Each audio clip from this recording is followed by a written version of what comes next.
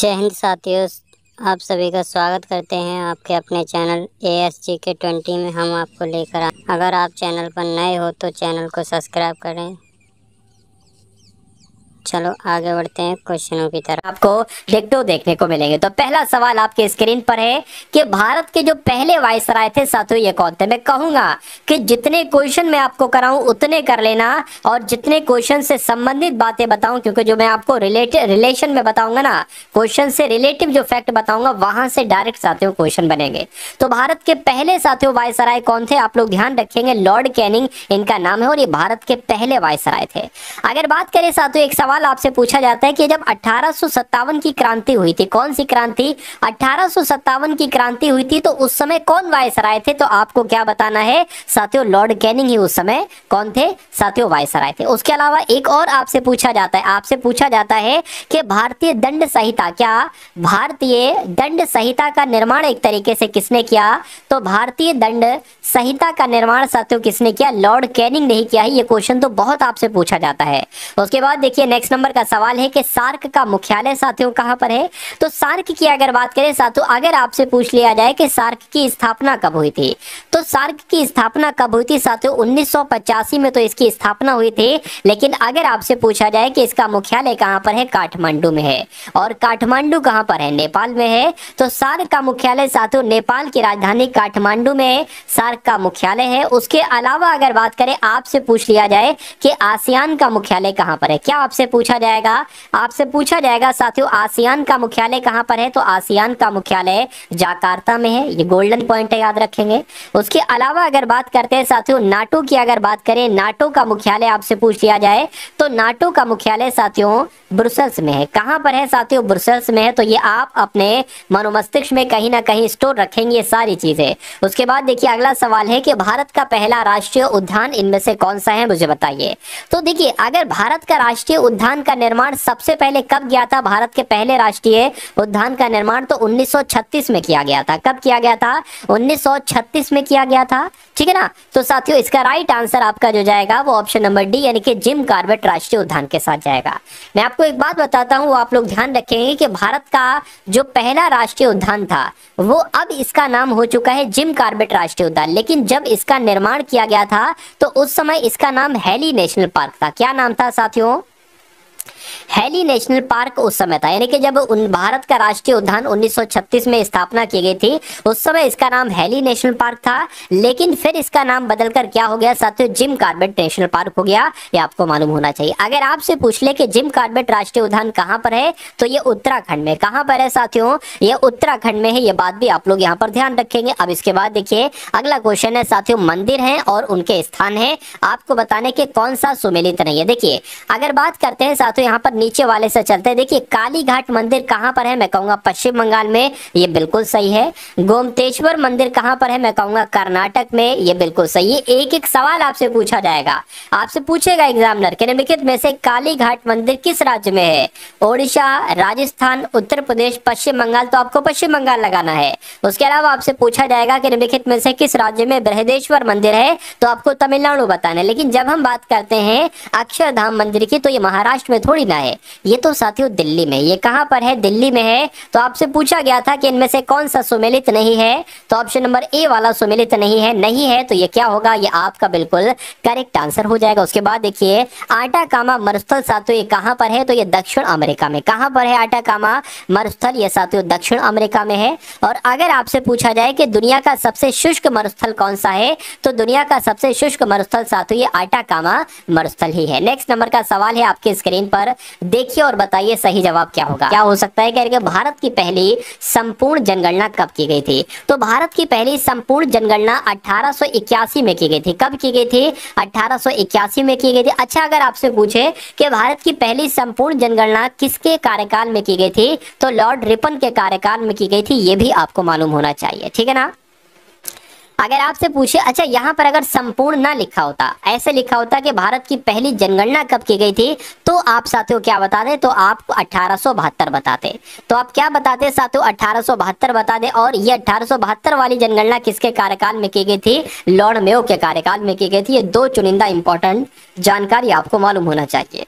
पानीपत का तीसरा युद्ध मराठा और किसके बीच लड़ा गया था? तो आप लोग यहाँ पर ध्यान रखेंगे, पानीपत का तीसरा युद्ध हुआ कब था? तो हुआ था साथियों 1761 में, मराठा और अहमद शाह अब्दाली के बीच हुआ था। इसलिए सही जवाब आपका ऑप्शन नंबर डी के साथ जाएगा। अब नेक्स्ट नंबर का सवाल आप लोग देखिए साथियों, और मुझे बताइए कि आपका सही जवाब क्या होगा कि कांग्रेस के कौन से अधिवेशन में नरम दल और गरम दल के बीच समझौता हुआ? ये क्वेश्चन बहुत इंपॉर्टेंट है।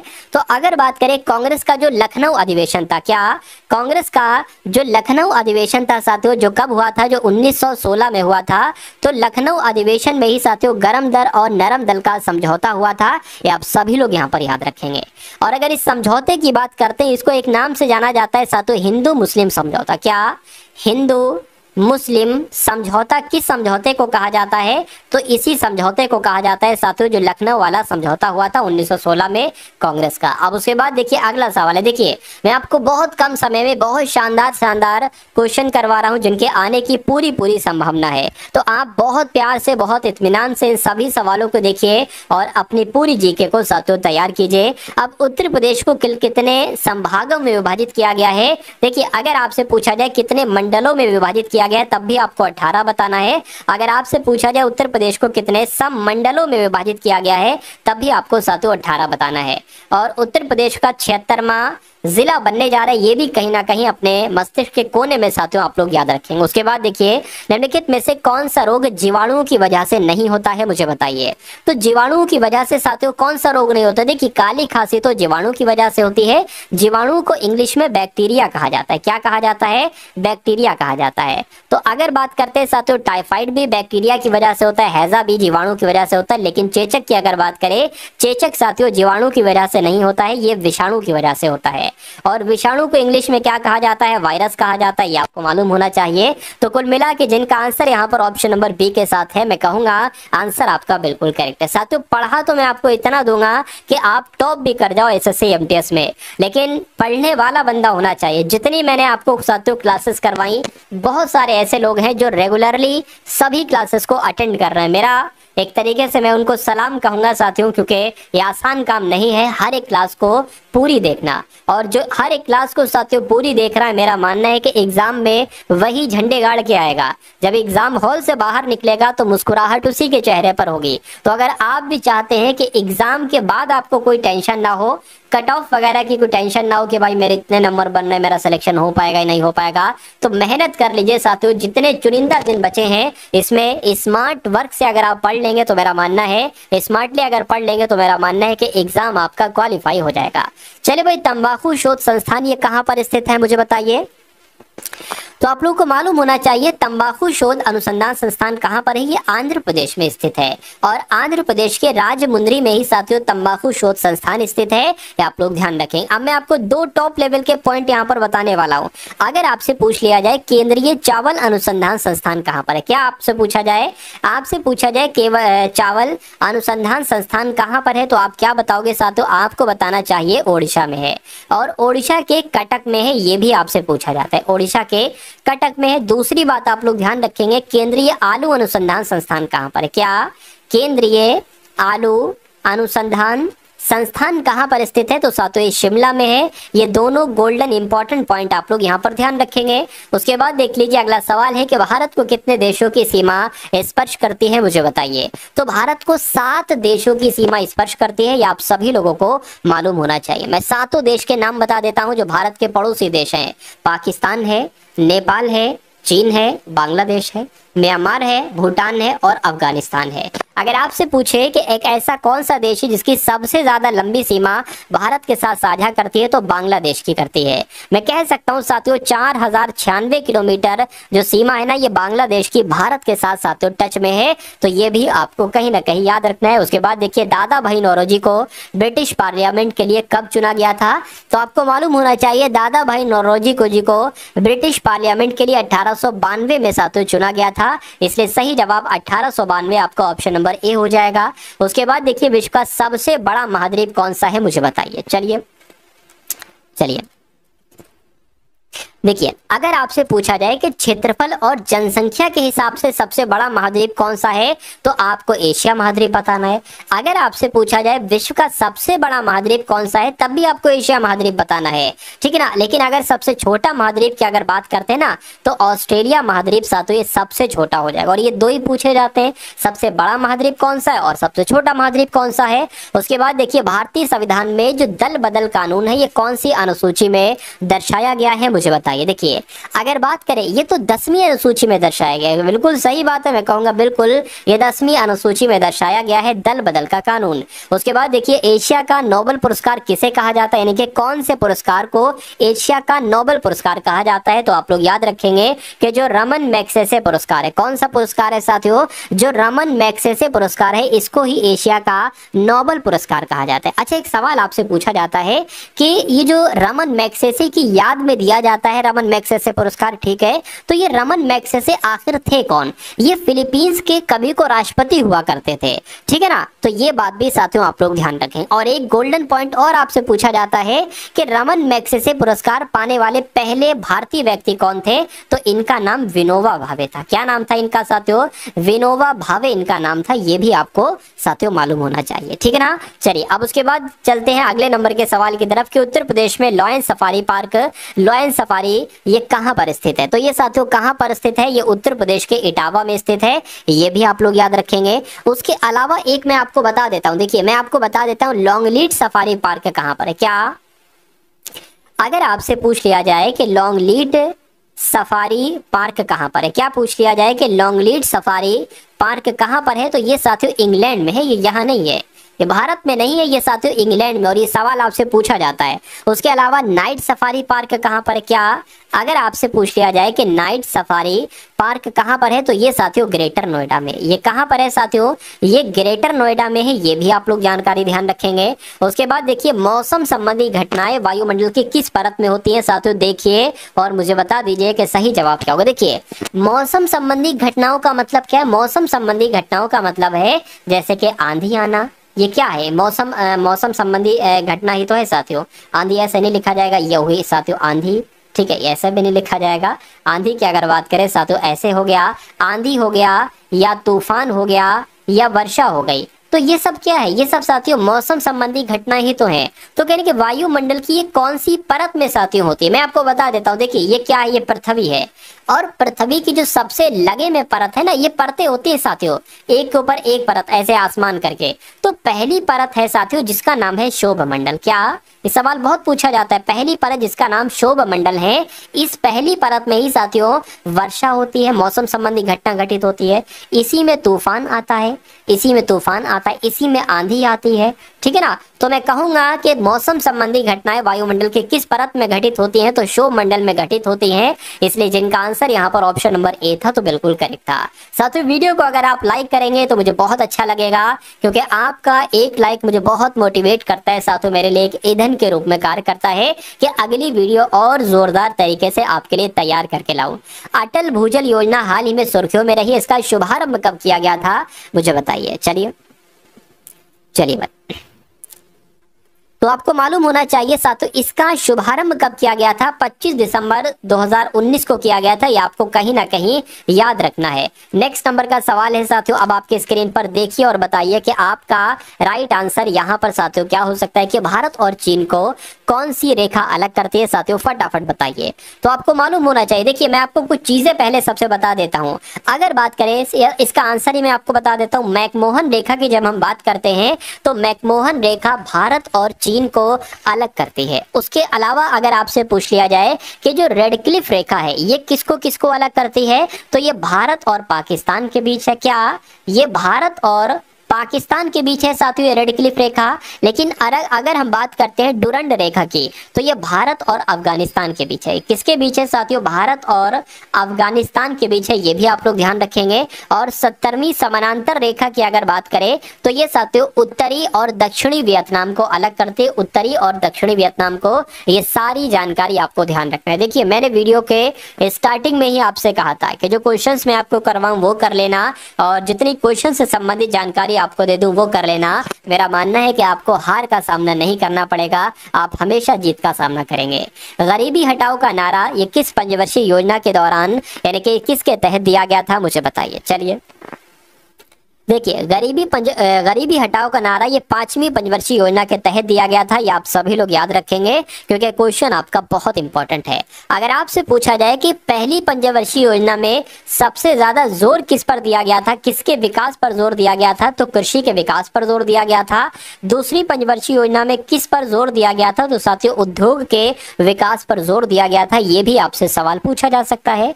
यूरिया का रासायनिक सूत्र क्या होता है साथियों, मुझे बता दीजिए। तो मैं आपको बता देता हूं साथियों, NH2, ठीक है ना, NH2 और 2 बाहर आ जाएगा और साथियों CO आ जाएगा। तो ऐसा तकरीबन ऑप्शन नंबर बी में है, तो ये आपका राइट आंसर हो जाएगा। उसके बाद देखिए, एकमात्र कांग्रेस का अधिवेशन जिसकी अध्यक्षता गांधी जी ने की है। देखिए वैसे तो कांग्रेस के बहुत सारे अधिवेशन हुए, लेकिन सभी अधिवेशनों में से सिर्फ एक अधिवेशन एक ऐसा था जिसकी अध्यक्षता अपने गांधी जी ने की थी।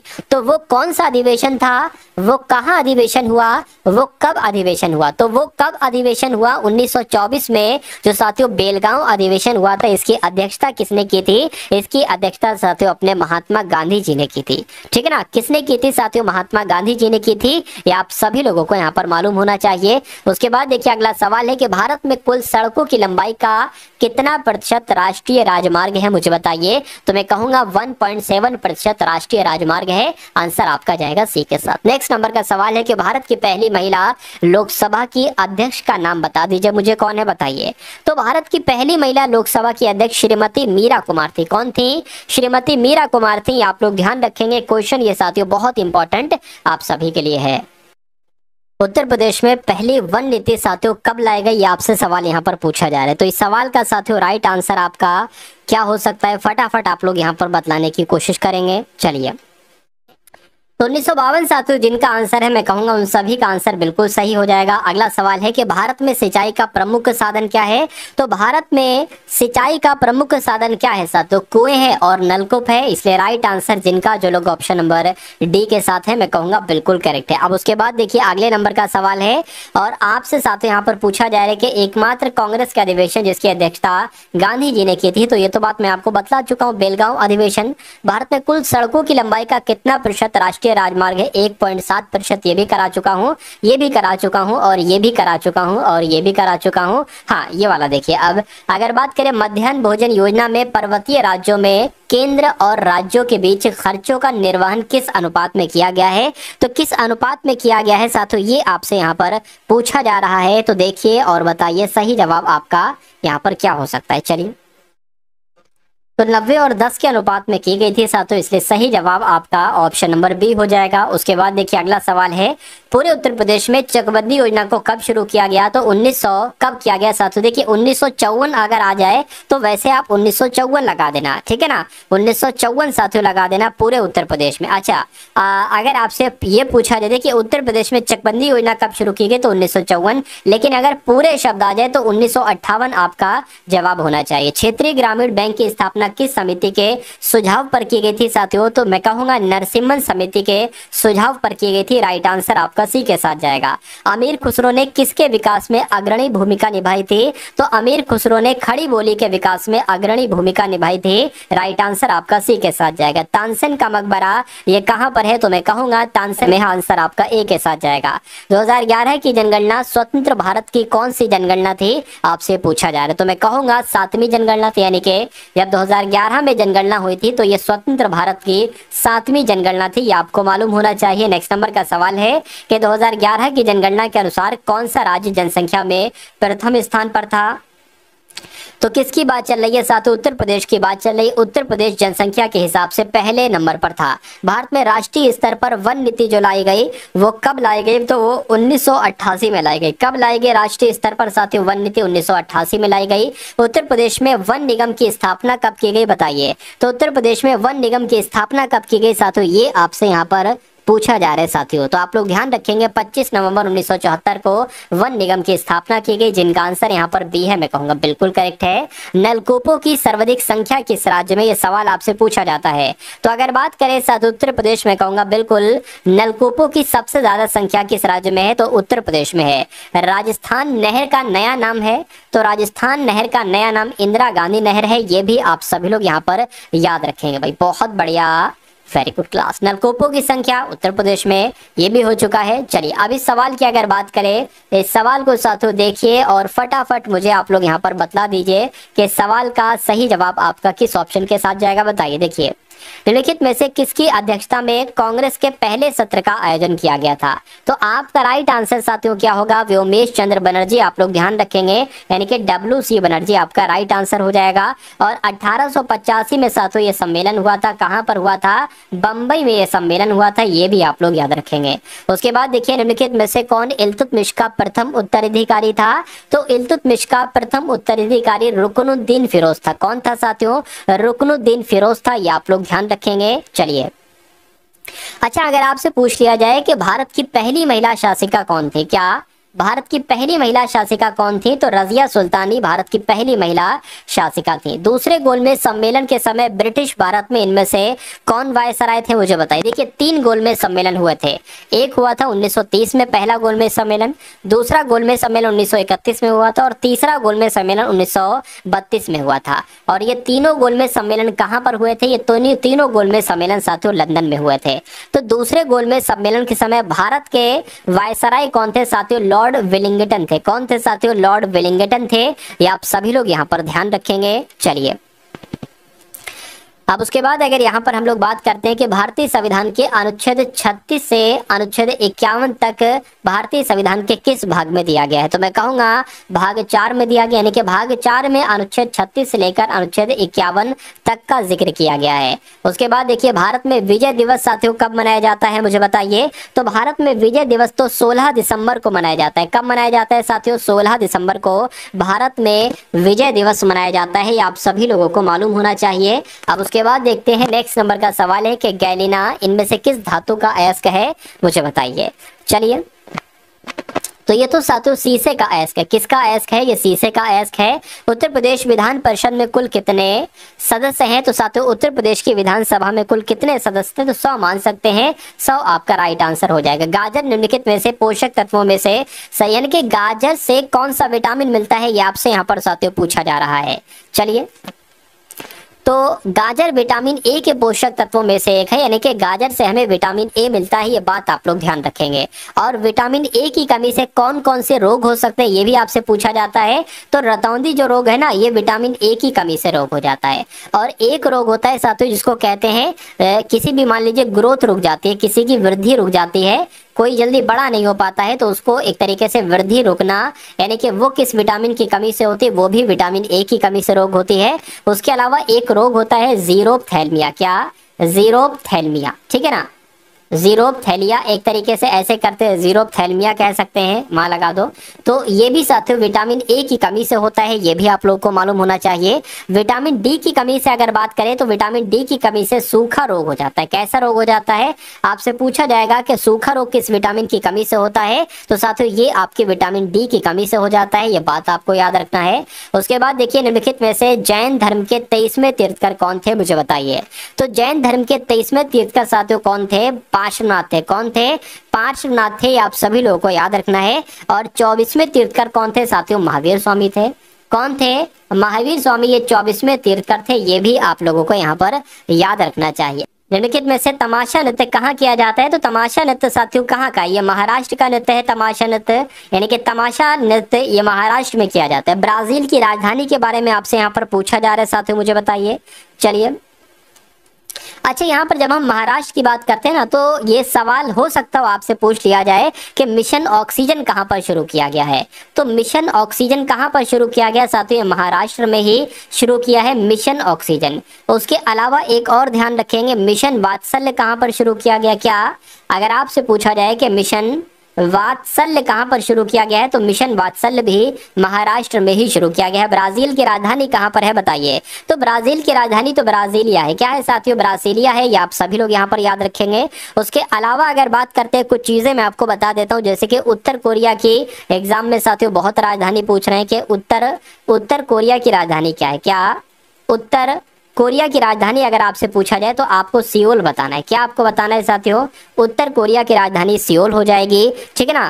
कंबोडिया की राजधानी अगर आपसे पूछ ली जाए, क्या कंबोडिया की राजधानी? तो कंबोडिया की राजधानी आप साथियों क्या बताएंगे? नाम पेन है बताएंगे। क्या बताएंगे साथियों? नाम पेन है जो है ना, ये कंबोडिया की राजधानी है। उसके बाद देखिए, भारत रत्न पुरस्कार पाने वाले पहले संगीतकार का नाम क्या था? तो ये सुब्बा लक्ष्मी राव थे, ठीक है ना। यानी कि भारत रत्न दिया गया था और ये पहले संगीतकार थे। इनका नाम सुब्बा एक तरीके से लक्ष्मी था। और अगर आपसे पूछा जाए, क्या पूछा जाए कि खिलाड़ियों में किसको भारत रत्न दिया गया? सबसे पहले तो सचिन तेंदुलकर को दिया गया। ये भी आपको याद रखना है। भारतीय संविधान की कौन सी अनुसूची भारत की भाषाओं से संबंधित है बताइए? चलिए, तो यहाँ पर आपका साथियों क्या आंसर रह सकता है, क्या जवाब रह सकता है, देखिएगा और मुझे बताइएगा कि आपका राइट आंसर बिल्कुल साथियों क्या हो सकता है। तो अगर 8वीं अनुसूची आपका जवाब है तो मैं कहूंगा आपका जवाब बिल्कुल करेक्ट है। पेंच राष्ट्रीय उद्यान कहाँ पर है मुझे बताइए? पेंच राष्ट्रीय उद्यान आपसे यहाँ पर साथियों पूछा जा रहा है, फटाफट आप लोग यहाँ पर बता दीजिए। तो ये तो साथियों मध्य प्रदेश में, कहाँ पर है पेंच राष्ट्रीय उद्यान? ये मध्य प्रदेश में है, आप सभी लोगों को याद रखना है। अब जब हम मध्य प्रदेश की बात करते हैं तो अगर आपसे पूछा जाए कि कान्हा राष्ट्रीय उद्यान कहां पर, देखिए कान्हा राष्ट्रीय उद्यान भी मध्य प्रदेश में है। पन्ना राष्ट्रीय उद्यान अगर आपसे पूछा जाए वो भी मध्य प्रदेश में है। उसके अलावा सतपुड़ा राष्ट्रीय उद्यान कहां पर है? सतपुड़ा राष्ट्रीय उद्यान भी मध्य प्रदेश में है, ठीक है ना। और बांधवगढ़, क्या साथियों अगर आपसे पूछा जाए कि बांधवगढ़ राष्ट्रीय उद्यान कहां पर है तो ये भी मध्य प्रदेश में ही है। और संजय राष्ट्रीय उद्यान कहां पर है? तो साथियों संजय राष्ट्रीय उद्यान भी कहां पर है? संजय राष्ट्रीय उद्यान भी साथियों मध्य प्रदेश में। तो मध्य प्रदेश के बहुत सारे आपसे पूछे जाते हैं, सारे मैंने लगभग जो इंपॉर्टेंट थे वो मैंने आपको बता दिया। उत्तर प्रदेश के किस शहर को पूर्व के मैनचेस्टर के रूप में जाना जाता है? तो उत्तर प्रदेश का जो कानपुर है ना, कानपुर साथियों इसको क्या कहा जाता है? पूर्व के मैनचेस्टर के रूप में साथियों इसको जाना जाता है। आप लोग ध्यान रखेंगे। अगर आपसे कभी को मान लीजिए पूछ लिया जाए कि उत्तर प्रदेश की औद्योगिक राजधानी क्या है, क्या आपसे पूछ लिया जाए, आपसे अगर पूछ लिया जाए कि उत्तर प्रदेश की औद्योगिक राजधानी क्या है तो कानपुर ही आप लोग बता देना। क्या आप लोग बता देना है? कानपुर ही आपको बता देना। अगर आपसे पूछा जाए कि चमड़े की राजधानी किसे कहा जाता है, क्या आपसे पूछा जाए